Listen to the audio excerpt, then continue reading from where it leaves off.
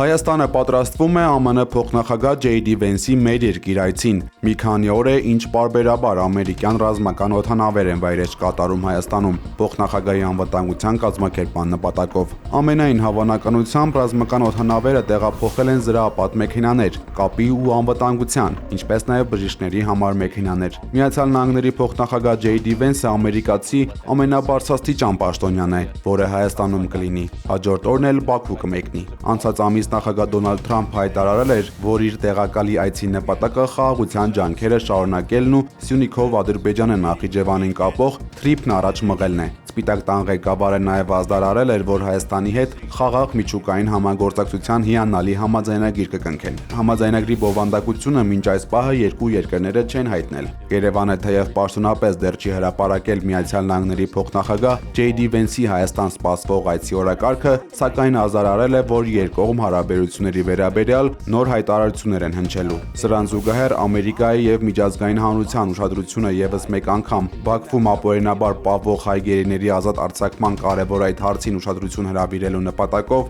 Արցախի տեղեկատվական շտաբը հայտարարել է, որ բողոքի ակցիա կիրականացնի կառավարության եւ արտգործնախարարության շենքերի դիմաց։ Այսօր եւ վաղը մայրաքաղաքում նախատեսված պետական արարողակարգային միջոցառումների մասնակիցների անվտանգությունն ապահովելու նպատակով Երևանի մի քանի փողոցներում կլինեն երթևեկության սահմանափակումներ, հայտնել է ներքին գործերի նախարարությունը։ Այսօր ժամը 17:00-ից մինչև 21:00 կսահմանափակվի երթևեկությունը Բաղրամյան պողոտայում, Բաղրամյան պողոտա Պորոշյան փողոց Խաչմերուկից մինչև Բաղրամյան պողոտա Մոսկովյան փողոց Խաչմերուկ։ Տարբեր ժամերի էլ կսահմանափակվի երթևեկությունը Աբովյան փողոցում, Աբովյան Թումանյան փողոցների Խաչմերուկից մինչև Հանրապետության հրապարակ, Պուշկինի փողոցում, Պուշկին Կողբացի փողոցների Խաչմերուկից մինչև Սախարովի հրապարակ։ Կգա ժամանակը կառավարությունը դրա մասին կասի։ Հայաստանի իշխանությունները պլանավորում են տարեկան մինչև 2 կամ ավելի համաշխարհային աստղեր հրավիրել Հայաստան, որը նաև զբոսաշրջության զարգացման տրամաբանության մեջ է։ Ազգային ժողովում լրագրողների հետ զրույցում հայտարարել է էկոնոմիկայի նախարար Գևորգ Պապոյանը, սակայն նախարարը չի հստակեցրել, թե մոտ ապագայում որ աստղին կտեսնենք մեր երկրում։ Նման միջոցառումներով, օրինակ մեր հարևան Վրաստանը շատ լավ զարգացրել է իր ոլորտը եւ եթե նաև երկիրը դիրքավորվում է, որ այդպիսի երկիր, նաև իրենք զբոսաշրջիկներն են շատ հաճախ, օրինակ իրենց սիրելի աստղին հետևում եւ ենթադրենք պայմանական օրինակ չեն հասցնում գնալ, չգիտեմ, Աթենքի համերգին, իրենք գիտեն, որ 2 ամիս հետո Երևանում ալնելու գալիս են Երևանի համերգին, այսինքն, բայց դա ոչ թե պետքա տենց լինի միայն ժամանակ առ ժամանակ 5 տարի 1, 6 տարի 1, այլ երկիրը ինքը պետք է նման քարտեզի վրա լինի։ Արմլուրեեմին իշխանական աղբյուրները փոխանցել են, որ նախորդ շաբաթ ԿՊ-ն ամփոփել է հանրապետության տարածքում պատվիրված սոցիոլոգիական հարցումների արդյունքները։ Ըստ այդ տվյալների, եթե առաջիկա շաբաթ անցկացվեն խորհրդարանական ընտրություններ, անցողիկ շեմը կհաղթարեն միայն 3-ից 4 քաղաքական ուժեր։ Քաղաքացիական պայմանագիր կուսակցությունը կարող է հավաքել ձայների 30-ից 32%-ը, իսկ երկրորդ տեղում ազգային բարերար Սամվել Կարապետյանի առաջնորդած մեր ձևով շարժումն է 20-ից 22% ցուցանիշով։ Հայաստանի երկրորդ նախագահ Ռոբերտ Քոչարյանի եւ Գագիկ Ծառուկյանի գլխավորած ուժերը ըստ նույն աղբյուրի գտնվում են անցողիկ շեմի սահմանագծին։ Իշխող ուժի ներսում այս արդյունքները միանշանակ չեն ընդունվել։ ԿՊ-ն գոհ չէ ցուցանիշներից, սակայն լուրջ դժգոհություն եւս չկա, քանի որ ներկապահին չկա որևէ այլ ուժ, որն ի զորու կլինի միանձնյա մեծամասնություն ձևավորել 2026 թվականի ընտրությունների արդյունքներով։ Ապրիլի 1-ից Հայաստանի Հանրապետությունում կենսաթոշակները եւ նպաստները կվճարվեն բացառապես անկանխիկ եղանակով։ Աշխատանքի եւ սոցիալական հարցերի նախարարությունը տեղեկացրել է, որ այն քաղաքացիների համար, ովքեր մինչեւ մարտի 5-ը չեն ներկայացնի վճարման եղանակի փոփոխության դիմում, բանկի ընտրությունը կատարվելու է ինքնաշխատ եղանակով։ Նախարարությունը նաեւ հստակեցրել է, որ բանկային քարտերի առաքումը սուրհանդակային ծառայության միջոցով կազմակերպելու է բացառապես տեղաշարժման սահմանափակում ունեցող քաղաքացիների համար։ Անհրաժեշտության դեպքում նաեւ սոցիալական աշխատողների ներկայությամբ բոլոր կենսաթոշակառուներին եւ նպաստառուներին կոչ է արվում մինչեւ մարտի 5-ը ներկայացնել վճարման եղանակի փոփոխության դիմումներ, օգտվելով օնլայն հարթակից կամ այցելելով միասնական սոցիալական ծառայության ցանկացած տարածքային կենտրոն։ Մերձևով շարժման համակարգող Նարեկ Կարապետյանը Շենգավիթ վարչական շրջանում շարժման գրասենյակի բացման ժամանակ հանդես է եկել քննադատությամբ, կոչ անելով քաղաքացիներին երրորդ հնարավորություն չտալ նրանց, ովքեր արդեն 2 անգամ ծախողել են։ Իր ելույթում նա անդրադարձել է գործող իշխանության վերջին 8 տարիների գործունեությանը, նշելով, որ 2018 թվականին տված խոստումները, հատկապես Արցախի անվտանգության, աղքատության հաղթահարման եւ աշխատավարձերի բարձրացման վերաբերյալ, այդպես էլ իրականություն չդարձան։ Հիմա էլ խոսքա տալիս ասում է խաղաղություն է լինելու։ Բան կար, որ խոսք տվեց ու արեց, Ժորժ ջան։ Չարբախը ընդհանուր աշխատել է գործարանների վրա, որը ստեղծել է Հայաստանի հիմնական տնտեսական ակտիվությունը։ Ինչ ենք անում մենք 50 տարի հետո։ Մի հատ որոշել է, մի հատ լավ բան անի։ Բոլորիս վրա, բոլորի ընտանիքի վրա, մեր ձեր բոլորի։ Անցած տարի վերցրել է $2500 վարկ։ Հայաստանի անկախության առաջի 16 տարում 1.6 միլիարդ դոլար էր վարկը։ 16 տարում այնքան վարկ չեն վերցրել, ինչքան այս Լիմիկվա մեր ղեկավարը մի տարում։ Ինչ է սա նշանակում։ Չեմ կարծում, որ մեր ժողովուրդը պետք է երրորդ շանսը տանու այն մարդուն։ Ուղղակի պարգևավճարներ վճարվի, մի քանի փողոց ասֆալտ արվի, այլ մեծ բան սարքվի, որ մարդիկ երկարաժամկետ գործ ունենան։ Վստահ եղեք, որ փոփոխությունները անխուսափելի են։ Соединенные Штаты, долгие годы бывшие таким двигателем мировой экономики.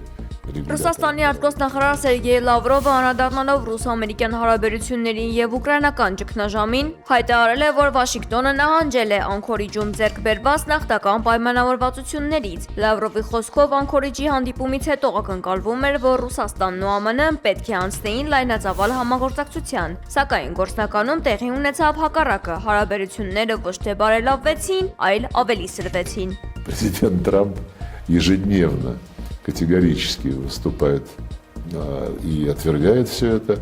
Ռուսաստանը Անկորիջում ընդունել էր ԱՄՆ-ի առաջարկը Ուկրաինայի վերաբերյալ, եթե հարցին մոտենանք տղամարդավարի, խնդիրը պետք է լուծվեր հենց այդ պայմանավորվածությունների հիման վրա, նշել է Լավրովը։ Но, тем не менее, спокойно продлили закон, санкции против России продолжают действовать. Ռուսաստանի գլխավոր դիվանագետը հասկացրել է, որ Մոսկվայի համար առաջնայինը Վաշինգտոնի դիրքորոշումն է, այլ ոչ թե Կիևի կամ եվրոպական երկրների արձագանքը։ Мы просто вынуждены искать дополнительные, защищенные. Լավրովը բավականին կոշտ է արտահայտվել Եվրոպայի հասցեին նրանց անվանելով քարանձավաբնակ ռուսաֆոբներ եւ շեշտել, որ նրանց կարծիքը չի ազդում Ռուսաստանի որոշումների վրա։ Խոսելով հակամարտության հանգուցալուծման մասին Սերգեյ Լավրովը վերահաստատել է Ռուսաստանի անդրդվելի դիրքորոշումը։ Ուկրաինայի ապանացիֆիկացումը դիտարկում է որպես Ռուսաստանի անվտանգության ապահովման պարտադիր պայման։ Ըստ Լավրովի գնդակն այժմ ԱՄՆ-ի դաշտում է, սակայն Վաշինգտոնը դեռևս հակված չէ վերադառնալ նախկինում արված սեփական առաջարկներին։ Լիբանանի Տրիպոլի քաղաքում բնակելի շենք է փլուզվել, ինչի հետևանքով 14 մարդ է զոհվել։ Վիրավորների թիվը դեռևս ճշտվում է։ Հայտնի է, որ պատերազմի պատճառով շենքը տուժել էր եւ փլուզումը տեղի ունեցել չվերանորոգելու արդյունքում։ Մեկ շաբաթ առաջ նույնպես Տրիպոլիում բազմաբնակարան շենք է փլուզվել։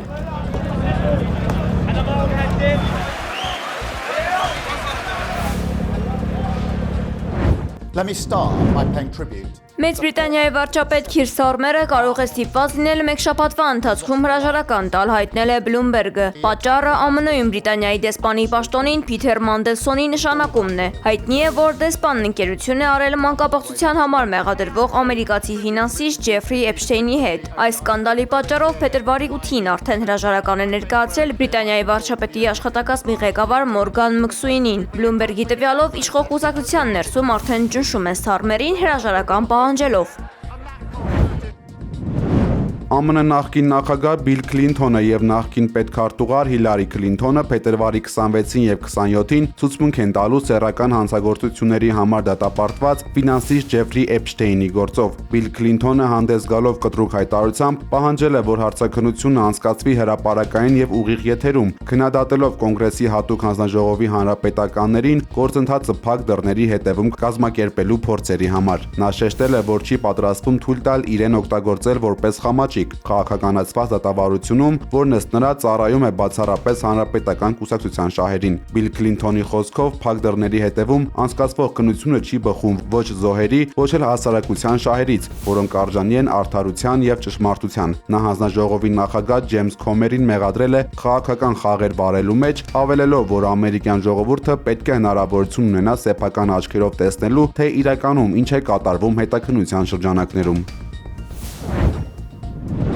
SpaceX-ն արդեն փոխել է իր ուղղվածությունը եւ քննարկում է լուսնի վրա ինքնազարգացող քաղաքի ստեղծումը, հայտնել է Իլոն Մասկը։ Դրան հասնել հնարավոր է 10 տարուց էլ քիչ ժամանակում, մինչդեռ Մարսի դեպքում կպահանջվի ավելի քան 20 տարի։ Դեպի Մարս ճամփորդել է հնարավոր է միայն 26 ամիսը 1, երբ մոլորակները համապատասխան դիրք են ընդունում, իսկ դեպի լուսին կարելի է թռչել յուրաքանչյուր 10 օրը 1։ Մասկի խոսքով դա նշանակում է, որ կարող են շատ ավելի արագ կատարելագործել գործընթացը եւ ավելի շուտ ավարտել լուսնի քաղաքի կառուցումը, քան Մարսինը։ Այնուհանդերձ SpaceX-ը կփորձի քաղաք կառուցել նաեւ Մարսի վրա, բայց այս պահին գլխավոր առաջնահերթությունը քաղաքակրթության ապագայի ապահովումն է, իսկ լուսնի տարբերակն ավելի արագ է, ասել է Մասկը։